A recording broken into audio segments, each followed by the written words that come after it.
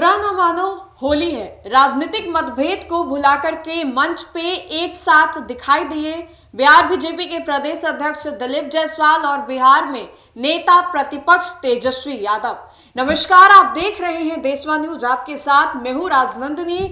बिहार विधानसभा चुनाव से पहले मंच पर एक साथ दिखाई दिए हैं एनडीए के दिग्गज नेता, वहीं पर विपक्ष की ओर से तेजस्वी यादव।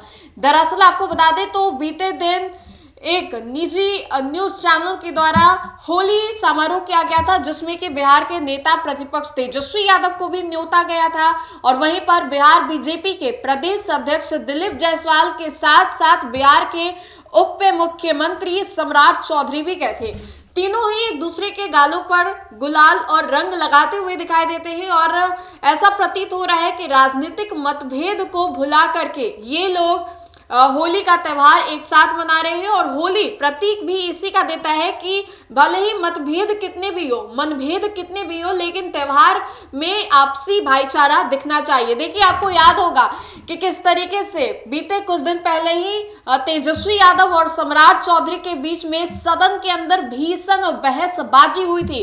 उसके बाद से ये तस्वीर सामने आई है जहां पर तेजस्वी यादव के माथे पर दिलीप जायसवाल तिलक लगाते हुए दिखाई दे रहे हैं। सम्राट चौधरी को तेजस्वी यादव गुलाल लगाते हुए दिखाई दे रहे हैं। तीनों हंसते हुए दिखाई दे रहे हैं। होली का पर्व है और कहा भी जाता है कि बुरा ना मानो, होली है। तो ये त्योहार एक साथ एकत्रित होकर के ये तीनों मनाते हुए दिखाई दे रहे हैं।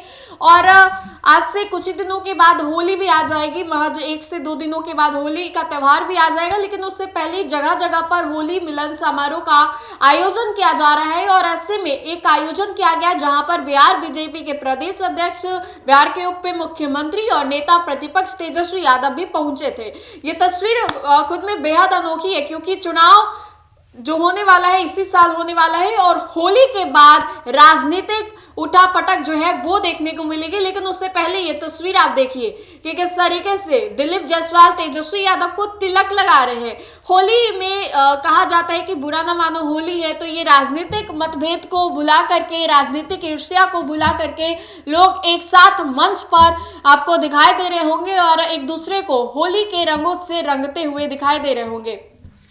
देखिए, कुछ दिन पहले ही तेजस्वी यादव ने सम्राट चौधरी को सदन के अंदर किस तरीके से बोला और क्या क्या बातें हुई, जिसके बाद से सियासत काफी ज्यादा तेज हो गई। और कुछ दिन पहले ही होली और जुम्मा को लेकर के भी बिहार में सियासत तेज है।